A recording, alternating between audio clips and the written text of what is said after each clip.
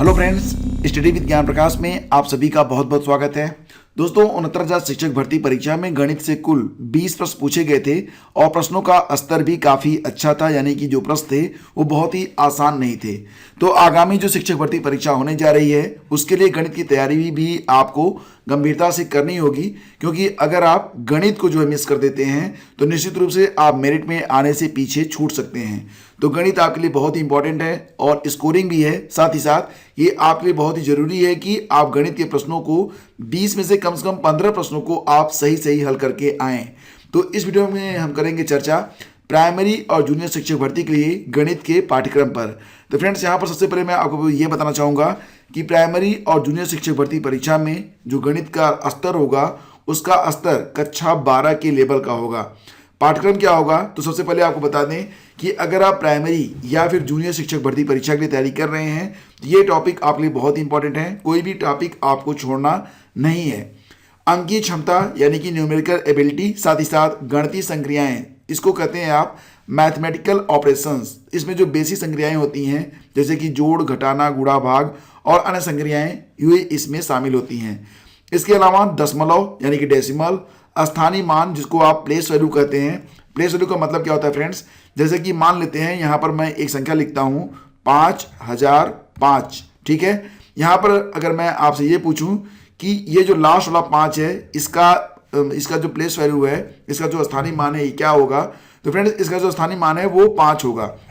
लेकिन अगर मैं आपसे बात करूं कि इस 5 का जो है स्थानीय मान यानी कि प्लेस वैल्यू क्या है, तो इसका जो स्थानीय मान होगा फ्रेंड्स वो 5000 होगा, ठीक है। तो इस प्रकार से भी प्रश्न आपसे पूछे जाएंगे। विस्तार से करेंगे चर्चा आने वाले दिनों में, क्योंकि सारे टॉपिक इस चैनल पर कवर किए जाएंगे। शिक्षक भर्ती परीक्षा के लिए जितने भी इंपॉर्टेंट टॉपिक हैं मैथमेटिक्स के सारे। इसके अलावा आएगा आपसे एग्जाम में भिन्न, इसको कहते हैं आप फ्रैक्शन आप समझ रहे होंगे। कोई भी संख्या जब इस रूप में लिखी जाती है a/b के रूप में, उसे आप फ्रैक्शन कहते हैं। फ्रैक्शन पर आधारित बहुत सारे मैथमेटिकल ऑपरेशंस भी होते हैं। तो ये कैसे संपूर्ण होते हैं, कैसे पूरे होते हैं, इसके बारे में भी हम आने वाले दिनों में चैप्टर वाइज चर्चा करेंगे। ब्याज, जिसमें चक्रवृद्धि ब्याज और जिसको आप कहते हैं चक्रवृद्धि ब्याज यानी कि कंपाउंड इंटरेस्ट, और साथ ही साथ साधारण ब्याज यानी कि सिंपल इंटरेस्ट इसमें शामिल है।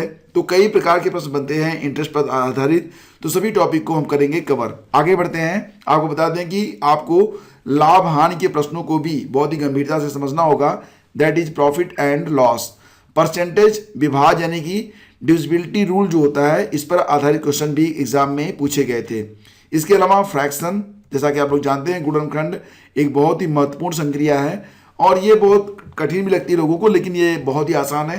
कुछ नियम है इसके, अगर आप उसको एक बार समझ लेते हैं तो बहुत आसानी से आप गुणनखंड के जो प्रश्न होते हैं उसको आप हल कर सकते हैं। सबसे इंपॉर्टेंट है आपके लिए यूनिटरी रूल, जिसको आप कहते हैं हिंदी में ऐकिक नियम। सामान्य बीजगणित से भी जो प्रश्न बनते हैं वो भी एग्जाम में पूछे गए थे, जिसको आप कहते हैं अलजेब्रा। इसके अलावा क्षेत्रफल मतलब area, square, circle, rectangle, cylinder और स्फीयर आदि जो आकृतियां होती हैं उसका जो क्षेत्रफल होता है किस प्रकार से निकाला जाता है, ऐसे भी प्रश्न एग्जाम में पूछे जाते हैं। आपको जो है वॉल्यूम किसका, जैसे कि आपका जो स्फीयर हो गया यानी कि जो जिसको आप क्या कहते हैं गोला कहते हैं, ठीक है। स्फीयर हो गया, क्यूब हो गया, तो ऐसी चीज़ों का वॉल्यूम निकालने के लिए, सिलेंडर वगैरह का वॉल्यूम निकालने के लिए भी एग्जाम में आता है। अनुपात पर भी करेंगे चर्चा, साथ ही साथ सर्वसमीकाएं जिसको आप कहते हैं आइडेंटिटी। इसके अलावा ज्योमेट्री और स्टैटिक पर आधारित जो क्वेश्चन होंगे उसको भी करेंगे डिस्कस। तो यहाँ पर जितने भी टॉपिक मैं आपको दिखा रहा हूँ सभी पर हम एक अलग अलग क्लास लगाएंगे ताकि आप हर टॉपिक को बहुत ही आसानी से समझ सकें। इसके बाद मिक्स आपके लिए क्वेश्चन भी मैं लेकर आऊँगा। फिलहाल यहाँ पर मैं कुछ एग्जाम्पल के तौर पर 69,000 शिक्षक भर्ती परीक्षा के प्रश्नों को पेश कर रहा हूँ ताकि आप समझ सकें कि जो प्रश्नों का लेवल था वो इतना आसान नहीं था। इस वीडियो का उद्देश्य मात्र इतना है कि आपको मैं गणित का जो सिलेबस है उससे परिचित करा सकूं, गणित का जो महत्व है उसको आप समझ सकें। आपकी सफलता में यानी कि शिक्षक बनने के लिए गणित कितनी इंपॉर्टेंस रखती है, गणित को इग्नोर करके आप कहाँ पहुँचेंगे, ये सारी चीज़ें बताने के लिए मैं आपको ये वीडियो बना रहा हूँ। फिलहाल यहाँ पर मैं प्रश्नों को डिस्कस नहीं करूँगा, लेकिन प्रश्नों की प्रकृति को समझने के लिए आपको मैं प्रश्नों पर लेकर जरूर चलूँगा। जैसे कि क्वेश्चन ये पूछा गया था कि यदि दो शंकुओं की ऊंचाइयों में अनुपात 1:4 है, 1:4 है, और उनके व्यासों में अनुपात 4:5 का है, तब उनके आयतनों में अनुपात क्या होगा।